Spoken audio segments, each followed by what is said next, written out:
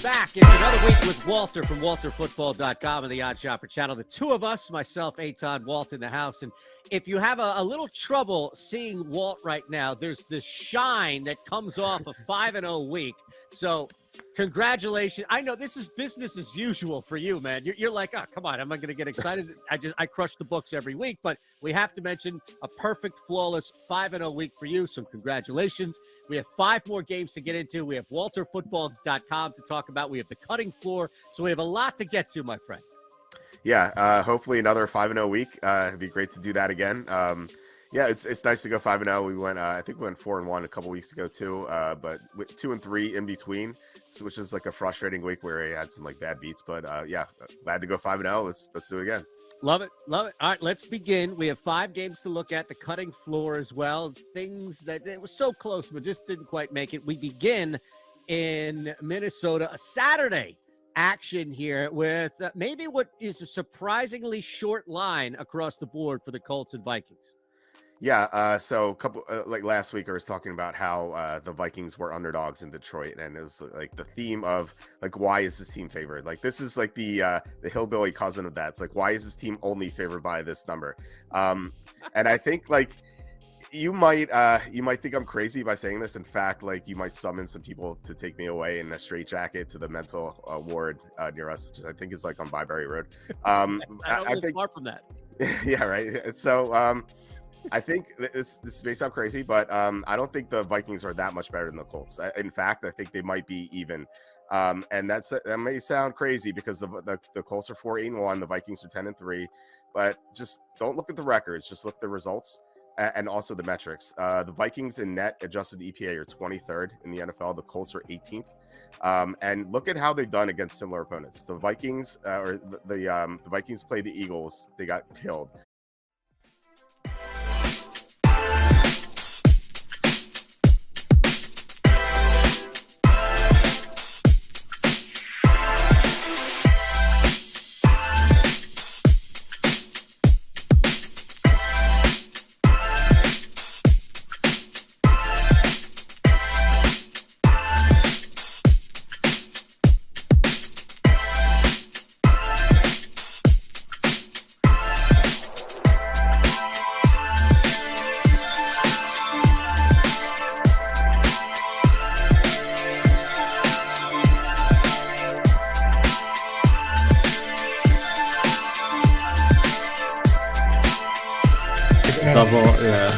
Double defense, double kicker. That's always go-to strategy.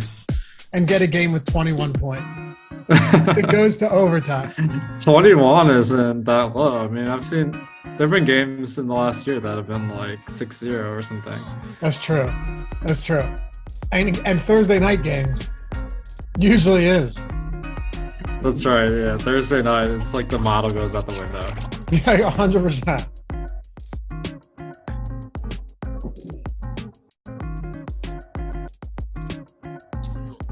Yo, what is going on, everybody? Welcome to the Stokastic.com NFL Strategy Show Tournament Edition. Now, this is exciting because we're breaking down Saturday's slate. It's not too often that you basically get 2 Thanksgiving slates in a row, right? Well, not in a row, in a season. But now you got 3 Saturday games coming up. So we're going to do all of this for a final look tournament strategy for Saturday. And then, of course, we'll have Deeper Dive Live before lock. Then on Sunday for that slate, we'll have like 14 hours worth of shows, as we always do. But the reason this is exciting is because we're joined by one of the best tournament players ever, Alex Baker, Awesemo himself at Awesemo DFS, breaking down all 3. We're going to get granular here, man. How you feeling? Oh yeah, it's gonna be tough because we gotta get all the picks right, basically. Like, we can't miss any if we're gonna help someone win this million. So that should be fun. It should. Yeah. I mean, Thanksgiving was a 3-game slate. It was Isaiah McKenzie that you needed. He's on this one as well in a cold game in Orchard Park against the Miami Dolphins, who had heaters on the sidelines in LA last week. So we'll have some fun with this. I'm going to pick your brain on a couple spots too. Like what do we want to do if the weather is inclement and ownership, comes down on a lot of these plays from that game? How we want to play the lower tier quarterbacks, just given that, Lamar Jackson he's not going to play. And then you have a bunch of other like Matt Ryans and Deshaun Watson who struggled. So you ready to dive into this, man? I don't know, but that's what we're here to do. So we better do it. Let's do it. By the way, follow me at Loughran_D, LOUGHY_D. Happy as always. Happy as hell to have you guys with us today. Hit the thumbs up. Show us some love here. It helps us immensely. Subscribe to the channel. And if you're listening after the fact, right, this is only a day before the slate kicks off, leave a comment down below. We try and read and respond to all of them. And lastly, if you're listening in podcast form, subscribe to the pod. Leave a rating, a review. All that stuff helps us. And tell your friends about the strategy show. Tell your friends about Stokastic YouTube channel. Best place to be. All right, let's do it. We'll go position by position here at quarterback, kicking it off there. I mean, look, the simplest question, and of course, if you guys want to follow along with our tools, you can do that over at Stokastic. You'd be insane not to take advantage of the 3 free days right now too, because you get Saturday footballs, you get Sunday football, you get Monday football. You're going to have all our data for Monday. I'll tell you more about that later. But if you already have them, you want to follow along, we'll be digging into that. Is there anyone that is close, just from like a raw projection standpoint, even remotely, to Josh Allen this week? I mean, obviously no, because with Josh Allen, he gets all the rushing TDs. Like his work inside the 5-yard line is like 60% of the carries of the Bills. So it's like no matter how they score TDs, it's Josh Allen scoring them. So it's like you really can't go wrong. Like you can't get games scripted out. But we saw last week is like Allen got 2 rushing TDs. And then if you stacked them up, it really didn't work out for you, even though Allen got there. So that's always the tricky part is you're really hoping if you pick a Buffalo stack, he has a big passing day.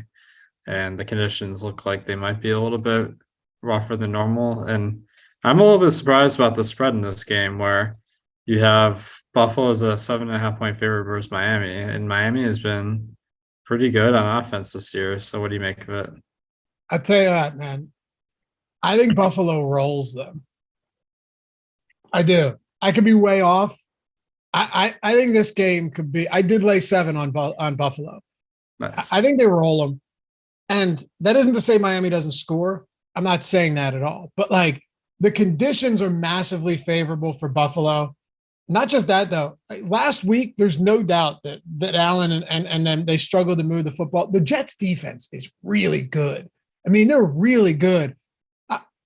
The Miami secondary can be picked apart. That's where I think this gets interesting. Like, can Tua keep pace with Josh Allen? I know the weather is going to be pretty inclement, Alex, but I still have a tough time getting away from this Buffalo team because you look at it and you're like, outside of Diggs and Allen, everyone else is really cheap in this offense. Definitely, yeah. And I was building a lot of lineups in the lineup generator that had stuff like Knox and McKenzie instead of Diggs and Davis, So it's like you got so many different options. James Cook has been involved in the receiving game. So it's like you got potentially 5 guys you can stack with Josh Allen realistically. And he might be the highest owned guy, but that just gives you a little bit of ways to get a little bit different than everyone else. So I think Josh Allen, like if you go through a lineup generator, which it kind of cuts the fat and all the bad lineups, it's like more than half the lineups I was getting were Josh Allen lineups. So it seems like that really is the optimal way to go this weekend. Not saying it's not necessarily the best for each lineup, but it's hard to argue with Josh Allen and what he's done. Well, that's what I was going to ask you, right? It's like it's a 3-game slate. This is a tournament strategy show.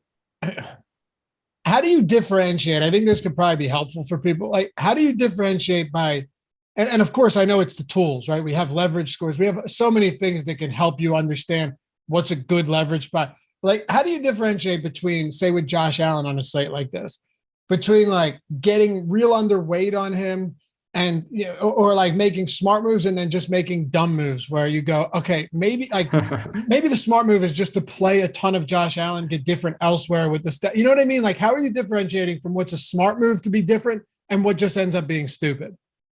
Yeah, I've tried the smart moves and they haven't been working. So maybe I'm going to try the dumb moves this week. But like in general, I think people are very good at identifying the best plays. And it's for me, these 3-game the fewer games there are, the more it becomes about game theory and really trying to get the lineup construction right. So, one of the things I've been seeing this week is that it seems to really tilt towards like punting running back. Like every lineup I was building a lineup generator spent nothing at running back. So that was really interesting. So it's like for most people, running back's like the second position they pick. So it's usually going to be a stud, but maybe getting a little bit different at running back could be an interesting way to get a little bit off the board. But when it comes to stacks, you can make up for worse plays with the correlation to some extent. So it's like the problem is it's like there's Minnesota and Buffalo, which are good this week, and everyone else is bad pretty much. So Yeah. it's like a really tough slate, to be honest, because the chalk is aggressive and the alternatives aren't great. Right. Like no Lamar Jackson. Tua in a tough matchup on the road in the weather. We know he's struggled in these cold games. Look, maybe he won't. You know what I mean? Like maybe he just won't. That's totally understandable too. And they have some great weapons. But you're right. It's Allen and Cousins. Of these other quarterbacks, are there any spots that you look at and go, you know what? That actually seems like a nice way to get different. Whether it's even just like a single stack or going full out game stack in a spot like that, because Baltimore, Cleveland, it's kind of ugly in that game, especially if you're looking to, get heavy exposure to the quarterbacks and pass catching options. What about Deshaun though? Like, is this a spot where you might roll the dice on him?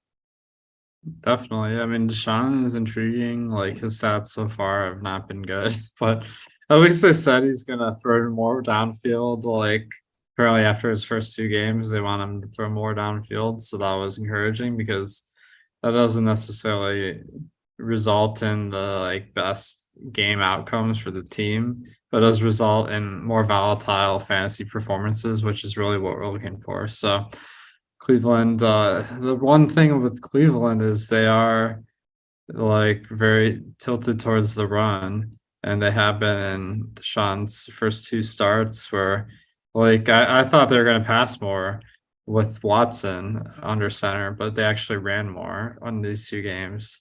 I don't think that's necessarily like indicative of what they're going to do this week, but it definitely is a situation where if you pick Watson, you probably want to run it back with Baltimore, because if they get up in this game, you're going to see a ton of Chubb, a ton of Hunt, not a ton of Watson. At least that's what I would guess. What do you think? Yeah, it feels like a game where they'd want to run, right? I mean, against Baltimore, what's the total? 37.5, Yeah. I think. It's an ugly total in this game. The more I look at it, and plus, I don't want to ignore the fact that Baltimore's defense early in the season they were kind of beat up. They struggled. They had that epic meltdown in the fourth quarter against Tua and the Dolphins. This has been a good defense lately, though. Like Baltimore's defense has buckled down. They made a big trade with Chicago at the deadline. That has gone a long way to shoring up their defense. And I wouldn't be shocked if this game just is low scoring. We'll get to some pieces from this one, but I mean, just looking over all of the options, it's tough because you pointed it out. Yeah, you need them to throw more, but you also need Watson to be good too. Like we need both of those things to work against a tough defense. Totally. Yeah. Like, and when you look at this from the Slate perspective, it's like, okay, Buffalo, it's 24 degrees, 10 mile an hour winds. Cleveland is 32 degrees, 14 mile an hour winds. And Indianapolis at Minnesota is in a dome. Yeah, so when true. it comes to weather conditions, it's like that game is far and away the best on the slate. So that becomes a game theory situation where it's like we know that's the best game to stack, but if everyone else is doing it, how do we get all different? So I guess it depends a little bit on like, do we feel like everyone's going to gravitate towards that dome game with all the weather concerns, at these late season, like North games. So, I mean, I think they will, right? Yeah. Maybe not entirely. I'm not saying like this is going to be Josh Allen gets his like everyone fades Buffalo, but if Josh Allen and this Buffalo team end up being lower owned than they would in pretty good conditions, I don't know about you, and I'll defer to you here, but I'm pretty sure that I'm going to have quite a bit of interest. Like the snow is not going to help. And I just looked at it. It's supposed to snow, like snow. So we'll see. We'll play that by ear. But like on a 3-game slate, how often do you get not an opportunity, but how often on a 3-game slate are you forced to make a decision like this? Because on a main slate, you could just be like, all right, it's horrible weather. We have 11 other games to choose from. On this one, you can't just eliminate one game on a 3-game slate. So that's, I think, where the tough question comes into play. And it's really, really tough because this Buffalo game is the night game. Yeah. So when the first game locks, we're really not going to know exactly the timing of the snow. When I load up the weather report today for Buffalo, it says the worst of the snow is going to be by 6 p.m. After 6 p.m., it's going to die down a lot. The game is at 8 p.m. Yeah, 8:15. So, like, it's hard to know. Like, they can probably clear the field of the snow, right? So, like, snow showers, that'll be kind of similar conditions to last week where, let me check how Buffalo played. They threw the ball a lot last week, to be honest, like, more than average. So the snow really didn't stop them. If it's snow showers, like the forecast indicates, then maybe people will be under projecting how much Josh Allen's going to throw. But like because he is Josh Allen, I think he's going to be popular. So if most of the thought in the industry is to fade him because of weather, that could be an intriguing reason to get on him. Despite that, I don't feel like he's going to be like low owned or anything. But no, but maybe lower owned than he would be. Exactly. Dude, let me tell you why I think he's still going to throw. Okay. So here's why I think Josh Allen's still going to throw regardless. Do you remember last year, Patriots Bills, where the wind was like, oh my God. Like, you remember that? Like in Mac Jones only threw like 3 times. Yeah. Twice. I got killed in Showdown, man. and they won. Patriots won that game. But okay, you're right. He threw 3 times. He was 2 for 3. Do you know how many times Allen threw in that game? No, I honestly don't remember. 30. Really? 30 times. Well, they were trailing the whole game, though. That was like New England just ran it because they were up, I think. Well, no, it was 11-7 at halftime. Oh, was I? I'm looking feel at like it, I'm not remembering that right then. It was 11-7 at halftime, Okay. and the game ended 14-10, and they just kept trying to throw the ball. So the way I see it, it's like there's no way these conditions can be that bad or even close. Yeah, no, right? Not at all. Kickers and warm-ups were kicking field goals that went like this and went backwards. That was so funny because like you know how they never pick which way they go at the start of the game. It's like that's the one time it would have actually mattered. Right. Yeah. Oh, dude, 100%. It was crazy. It was one of the most insane games I've ever seen. But if Allen's throwing 30 times in like a legit hurricane force wind game, what makes you think that with light to moderate snow and 10 mile per hour, 13, 15 mile per hour winds that he's not going to throw as he normally would, right? Yeah, I mean, I think now that we're talking through it, I'm kind of in the camp that I feel like this weather condition is not going to matter a ton. It's like late season cold weather, and that impacts passing a little bit, but it's like I guess when we look at the over under is really the best indicator of how bad the weather conditions are. It's like 44. I think if it was good weather conditions, it'd probably be like closer to 50, but like this is it's they're projecting a decent production here. Yeah, right. And like you said, it would definitely be a lot higher, but 3-game slate, it's still the second highest, like 47.5 Minnesota, Indy, 44.5 here, and then 38.5 for Cleveland, Baltimore. So it's still a touchdown higher than one of the 3 games on this slate. All right. See, this is the good stuff we need to talk about on a tournament show. Any other quarterbacks that stand out to you or worth taking shots on? I know it's ugly down here, but while I've got you, I'm going to ask. Yeah, I mean, I think you can build a good lineup with any of them, to be honest. Tua, I mean, he's been a killer fantasy player this year, averaging more than 8 yards per pass. but Buffalo's defense is the toughest in the league, maybe one of the top three. I don't know, but like it's a huge negative for Miami, but it's like they got such good passing, and I mean it's really only Hill and Waddle that's look like plays. So if you're gonna stack that one, I kind of feel like maybe that's not a bad option, but I feel like the projections are saying this is not a great value. What are you gonna do with Miami? Yeah, dude, I don't know. I mean, I'm Mike. I'm gonna send you something. I want you to see these Tyler Bass kick these warm ups and put them on this. I don't know if you can, but I'm sending this over to you, Mike, to throw these warm ups onto the screen because they're insane. Like maybe you can find some better ones, but they're going straight, and then the wind would hit, and then they would hook like 90-degree angle. But I think with Miami, it's just I like Buffalo more. Allen played it in Wyoming. Like I think, and this is also a team. Eric A said in chat they have to throw. Like that's what they did last year. Their run game just isn't that good. They clearly win with the pass or Josh Allen rushing, which helps us more. If you're playing him with Miami, I don't think I want much Tua. But man, it's hard to run back with Hill unless you're not going Diggs, unless you're going like a Davis Knox type lineup, right? Yeah, that's tough because Hill is so expensive that if you're going for Buffalo stack and Hill, man, there's not good value this week. The rest of your lineup's going to look like crap. So I do feel like the run back isn't as important on a 3-game slate where you don't need a team to score 40 points to get you there. Like it just has to be highest scoring on the slate. So if you have a team like say Miami runs only 40 plays because they get a lot there now, it's like that's when you could see Josh Allen have a huge day. And I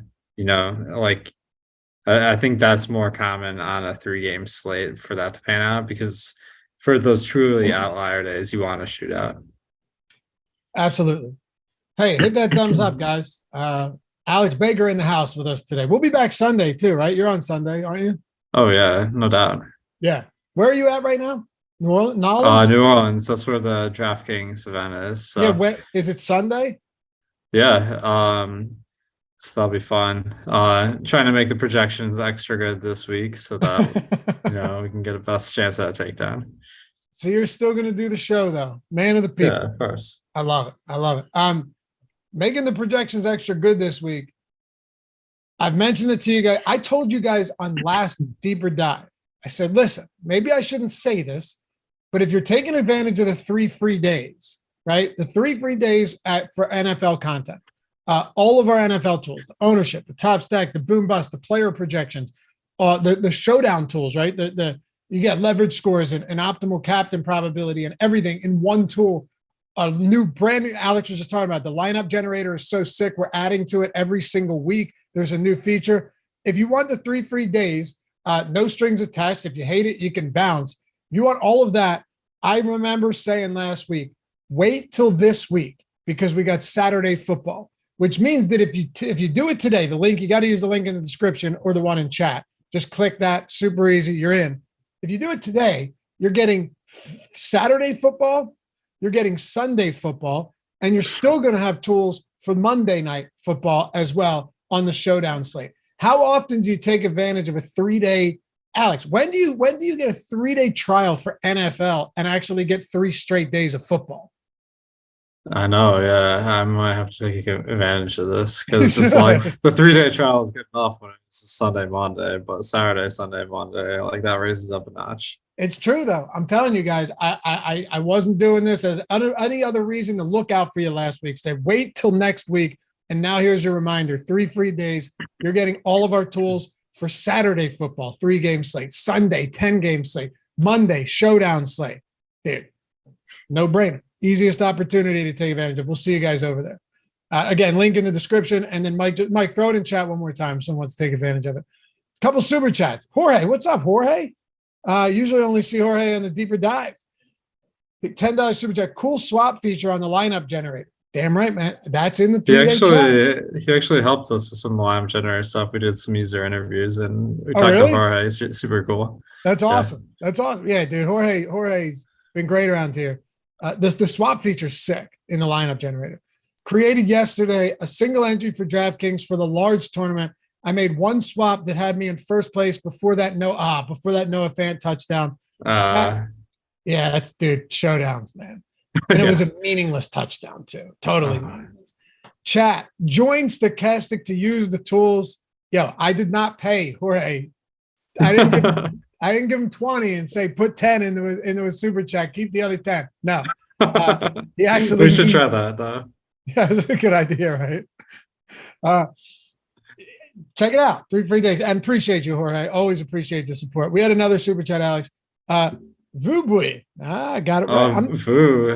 Man, we're getting all the regulars here. I know. It's like we're on a Sunday show. Good luck at the FFWC this year, Alex. Give him hell. Drinks on you when you take down first. Vu had a pretty nice lineup last year. I can't remember exactly how much it won, but it was a good amount. So I remember you met him there, right? Yeah. He had Huntley, and like not many people had Huntley, so that was a pretty nice lineup. Damn, Huntley. All right. He's on the slate tomorrow too. So I know. Against Cleveland, baby. Hey, well, good luck to you, man. I hope you take it down. Drinks on you for sure. But make those projections extra good so I can do something. Nice. All right. Running backs.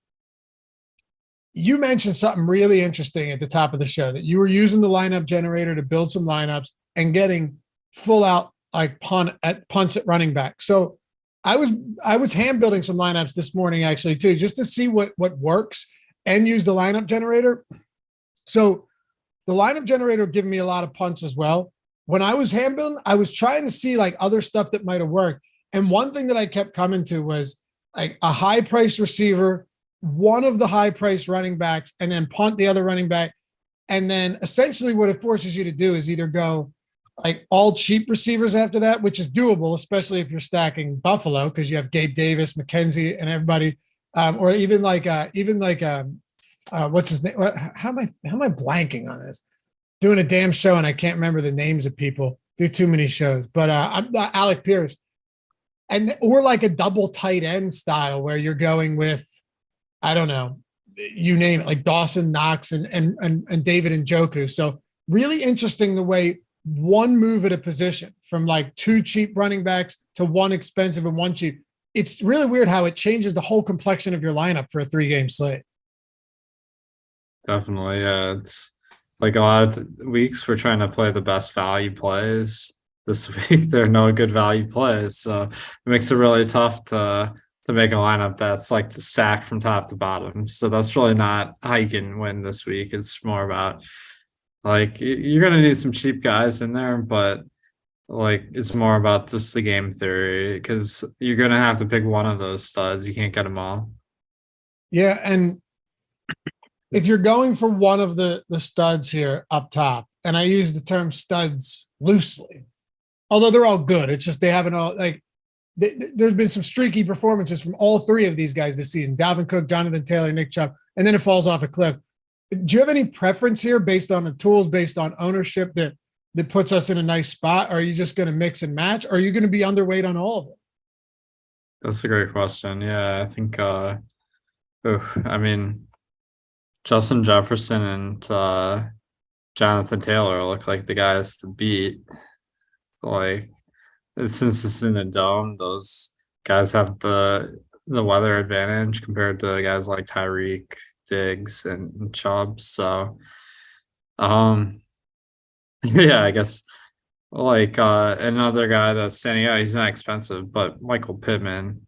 He's a great use of your salary. I just noticed in our lineup generator build that Mike just did on the screen, Pittman was in a majority of the lineups, so that's a great way to save some salary. So, but it's going to make all the other studs like Tyreek, Chubb, Waddle, they're all going to be a little bit lower on this week, so this will be interesting.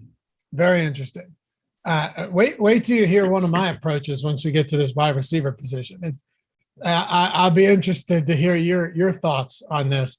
But like, dude, you get to the below the Dalvin Cook range because every one of these positions falls off a cliff. Josh Allen at 83, then you're down to 6,600 for Tua.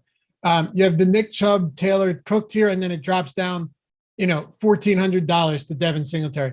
Wide receiver is a crazy one where it's, there's like 4 different tiers of 1 or 2 players, but at running back, you have Singletary at 55, but then you have James Cook. And it's like, with what looks kind of like a week-to-week split without us being able to predict who it's going to be right now, do I just pay down for Cook? Do I go for the lower owned option here? And then with Jeff Wilson coming into Buffalo, I think it's very possible he doesn't play. We might have Mostert, but where I want to start, J.K. Dobbins and Gus Edwards, basically the same price. Dobbins comes back last week after an IR stint, and he didn't skip a beat against the Pittsburgh team that's generally pretty good against the run. What are we doing with the Baltimore backfield with Tyler Huntley under center? Yeah, that's tough because, J.K. Dobbins, he had a pretty nice game.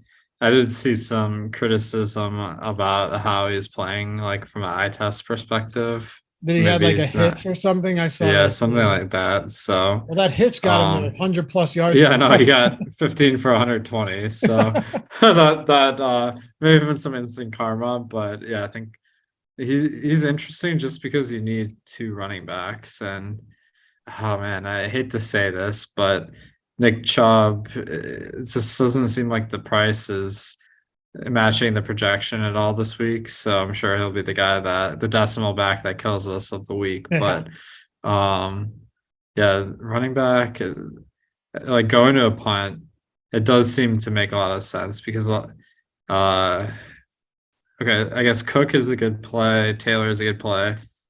But if all the lineups are going to have Cook and Taylor, you're going to have to mix in some Cook, some Dobbins. Hunt is a reasonable play. And I got one play that is really wild. Hold on, let me guess. Is it a punt? Yeah. All right, hold on, let me guess. Kareem Hunt. Felton. Oh, I was nowhere near that. Yeah, same team. But okay, so David Bell just got ruled out. Last game, Bell got injured. Felton played a full-time wide receiver role in Cleveland, but he's listed at running. Oh wait, sorry. He's listed at running back, but he actually plays wide receiver, so it's a little bit weird. But okay, week 13, Bell only played 8% of snaps because he got injured. Felton played 67%, running routes on 67%. So he could be the guy that comes out of nowhere. Like wide receivers have a ton of variance, so if you get 12 points out of them, that could be good enough. I feel like I might not play him that much, but I'm just kind of like, this is the wild play that could go off this week. I can't believe he played 60% of snaps though. Yeah, well, he was a wide receiver before he was a running back, so. Right. Oh, like there's no guarantee he does that again. I mean, he wasn't targeted in that game, but he was out there. Yeah, those are the guys I'm looking for because you can't win if the guy's not out there. Right. Yeah. So that is a pretty big prerequisite. All right. Damn, dude, I never would have guessed that. Never would. I got the right team. Complete wrong player. Let me ask you one more player here at running back. Because we talked about Dobbins. I think what's our ownership at on him? I feel like it's going to – I'm surprised it's only 10% right now. That kind of surprises me. I thought it would be higher, but it's not. I mean, what's our ownership running back ownership look like kind of across the board? Is it all going to the big 3? Yeah. I don't – Yeah. I think –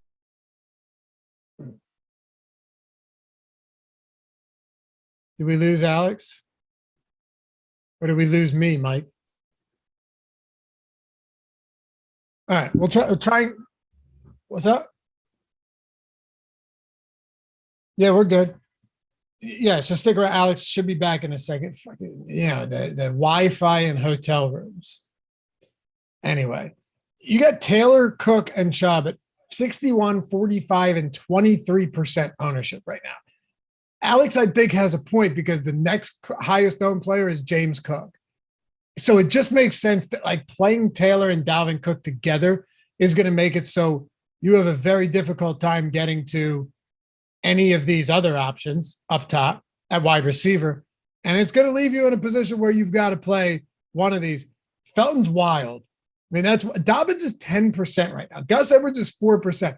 Those guys last week in a run heavy approach with Brown and Tyler Huntley in that game, they ran a combined, 28 times. Like Gus Edwards still gets goal line touches. I'll put it to you this way. I'm no Alex Baker, but I say like if Gus Edwards and J.K. Dobbins are both getting 10 or 4 and 10% respectively, that certainly feels like a spot I'm trying to get to. It's insane that they're that low right now. One of them likely has a decent game on a 3-game slate. Mike, have you got in contact with him? What are we doing? All right, because I'm not doing the rest of the show solo. It makes no sense without having Alex.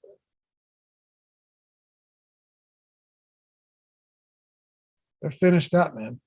Anyway. No, look, we ran through everything, and I didn't want to go to wide receiver until we get back to Alex. If his internet's down, then we're just going to have to stop this, bring it back up, and then we're going to have to piece it together. So go ahead and cut the stream unless you can hear from him. I mean, we can give it a couple more minutes, but no, I don't want to do that. I mean, I can, but I don't want to do it. All right, guys, hold on a second. Let us get Alex back, and then I'm going to throw a new link out there. All right, and then if you're listening after the fact, after we're live, we'll.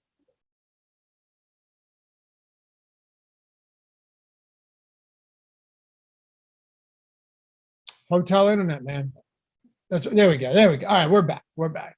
Alex, I closed out. You got me? Can you hear me? Yeah. All right. I closed out running backs. I was like, I'm not doing this the rest of the show by myself. Makes no sense. So there we go. Even if you're I just gave an epic pick and I forgot what it was. I can't hear. Your internet stinks, man. Your internet's it's tough right now. Let's see if it comes back. It was fine. Up until this point.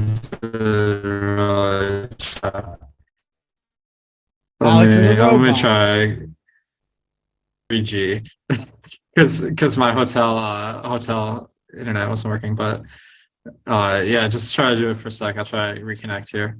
All right. Actually, it's starting to get better. Oh, it is okay. Yeah. While we're at it, did you happen to see the tweet I had yesterday about Ben and I discussing everyone looking like a serial killer in their license photos? Yeah, I actually like my license photo. It doesn't really meet that. I was about to post it, but maybe I can just show you guys my license on the stream live. Cover up your cover up. Don't try to steal my identity. Cover up your address. But, oh my god, I look really Herbie in this. I look really lame. I don't know. Like it's not. Yeah, I mean, I see it kind of, dude. You're choppy as Mike. I think we should set this back up and just start over because we got 300 people watching with us right now. I want to make sure we can get through all these positions. All right, so close out. Are you able to create a new link for this? You're muted. All right. Yeah, you think he's still? Yeah, I can't understand. Yeah, you're shut it down for a second. Hold on. We'll put a new link out. He's gonna restart. We'll put a new link out, and we'll be back.